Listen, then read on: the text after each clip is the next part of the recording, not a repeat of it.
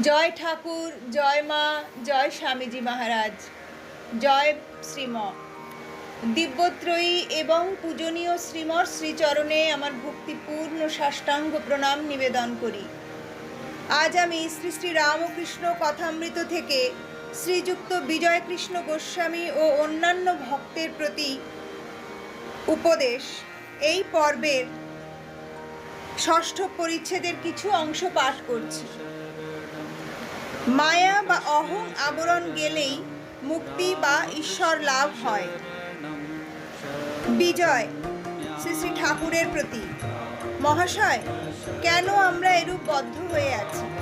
কেন ঈশ্বরকে দেখতে পাই না? শ্রী রামকৃষ্ণ বিজয়কে বলছেন, জীবের অহংকারী মায়া, এই অহংকার সব আবরণ করে রেখেছে। আমি মোলে ঘুচিবে জঞ্জাল। যদি ঈশ্বরের কৃপায় আমি অকর্তা এই বোধ হয়ে গেল, তাহলে সে ব্যক্তি তো জীবনমুক্ত হয়ে গেল, তার আর ভয় নাই। এই মায়া বা অহং যেন মেঘের স্বরূপ। সামান্য মেঘের জন্য সূর্যকে দেখা যায় না, মেঘ সরে গেলেই সূর্যকে দেখা যায়।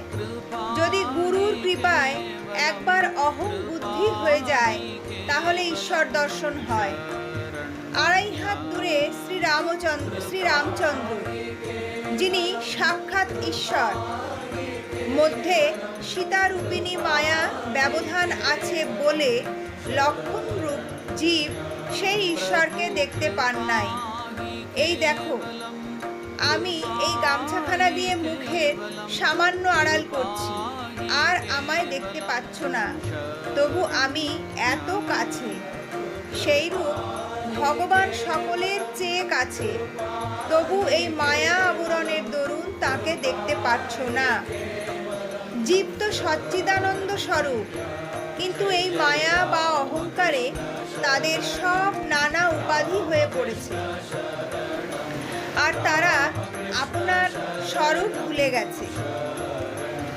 এক একটি উপাধি হয় আর জীবের স্বভাব বদলে যায়। যে কালো পেড়ে কাপড় পরে আছে, অমনি দেখবে তার নিভুর টপ্পার টান এসে জোটে।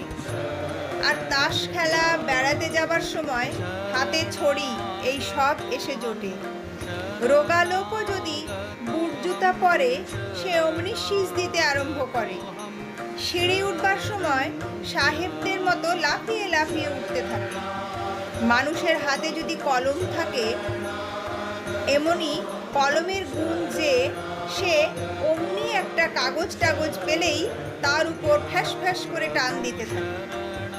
টাকাও একটি বিলক্ষণ উপাধি। টাকা হলেই মানুষ আর একরকম হয়ে যায়, সে মানুষ থাকে না। এখানে একজন ব্রাহ্মণ আসা যাওয়া করত। সে বাহিরে বেশ বিনয়ী ছিল। কিছুদিন পরে আমরা কোন্নগরে গেছিলুম। হৃদে সঙ্গে ছিল।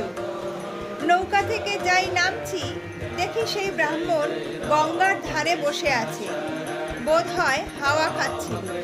আমাদের দেখে বলছে, কি ঠাকুর? বলি, আছো কেমন? তার কথার স্বর শুনে আমি হৃদেকে বললাম, ওরে হৃদে, এই লোকটার টাকা হয়েছে, তাই এই রকম কথা। হৃদে হাসতে লাগলো। একটা ব্যাঙের একটা টাকা ছিল, গর্তে তার টাকাটা ছিল। একটা হাতি সেই গর্ত ডিঙিয়ে গিয়েছিল।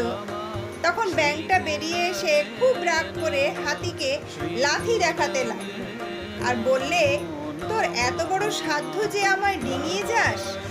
টাকার এত অহংকার? জ্ঞান লাভ হলে অহংকার যেতে পারে। জ্ঞান লাভ হলে সমাধিস্থ হয়। সমাধিস্থ হলে তবে অহং যায়। সে জ্ঞান লাভ বড় কঠিন।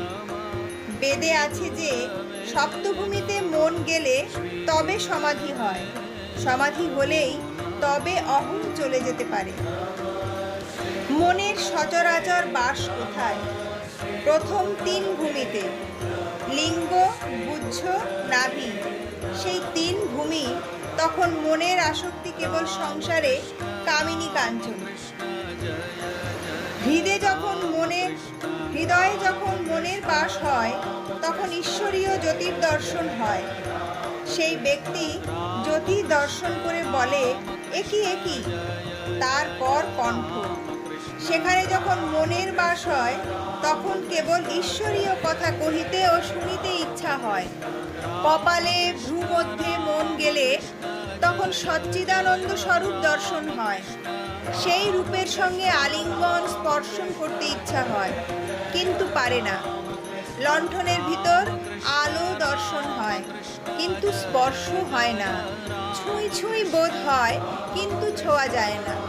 সপ্তম ভূমিতে মন যখন যায়, তখন অহং আর থাকে না, সমাধি হয়।